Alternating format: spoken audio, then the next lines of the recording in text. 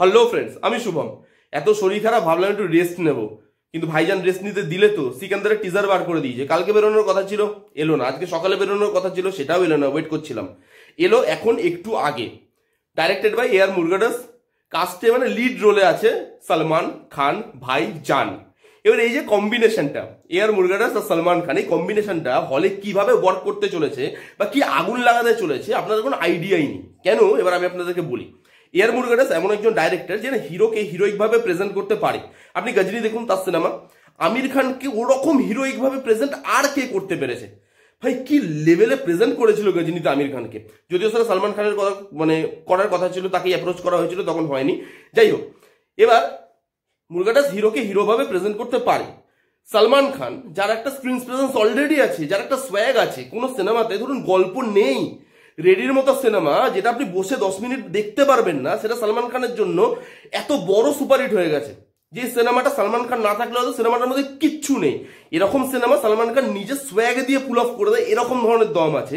তা যখন এরকম একটা ডাইরেক্টর যে একটা হিরোকে প্রেজেন্ট করতে পারে, আর একজন এরকম হিরো যে নিজের এত ভালো স্ক্রিন প্রেজেন্স রাখতে পারে স্ক্রিনে, যেটা দেখে লোক পাগল হয়ে যায়, চিৎকার করে, যখন তারা দুজন একসাথে আসবে, অ্যাকশন করবে, সেটা কি লেভেলের ওয়ার্ক করতে চলেছে আপনার মানে আপনি ভাবতে পারছেন?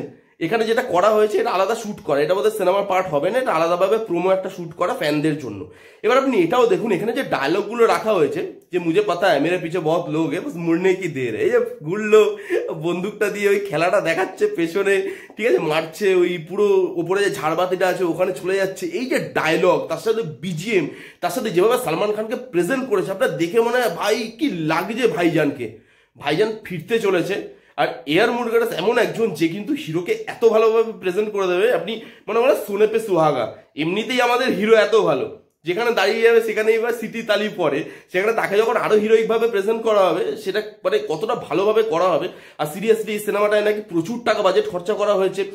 সালমান খানের ক্যারিয়ার খুব যে ভালো চলছে তা নয়, এআর মুরগাদাসের ক্যারিয়ারও খুব যে ভালো চলছে তা নয়। যখন দুটো মাইনাস একসাথে আসে তখন কিন্তু প্লাস অবশ্যই হয়, এবং এই সিনেমাটা দেখার জন্য লোক কিন্তু হা করে বসে আছে। টিজার এসছে সবে, এটাও অ্যানাউন্সমেন্ট টিজার বলতে পারেন, সিনেমার পার্ট এটা নয়। মানে এই টিজারটা যেটুকু আমি দেখে বুঝলাম, এটা আলাদাভাবে শুট করা হয়েছে, যেটা এখন মানে ম্যাক্সিমাম মুভিতে এরকম ধরনের টিজার শুট করা হয়ে থাকে বা অ্যানাউন্সমেন্ট টিজার শুট করা হয়ে থাকে আলাদা করে। এটা সেভাবেই করা হয়েছে ভাই। এইখানে লুক অ্যান্ড ফিল থেকে শুরু করে বিজিএম থেকে অ্যাকশন থেকে সালমান খানকে যা লাগছে ভাই, আউটস্ট্যান্ডিং লাগছে। হলে না হল ফাটতে চলে যখন সিনেমাটা আসবে।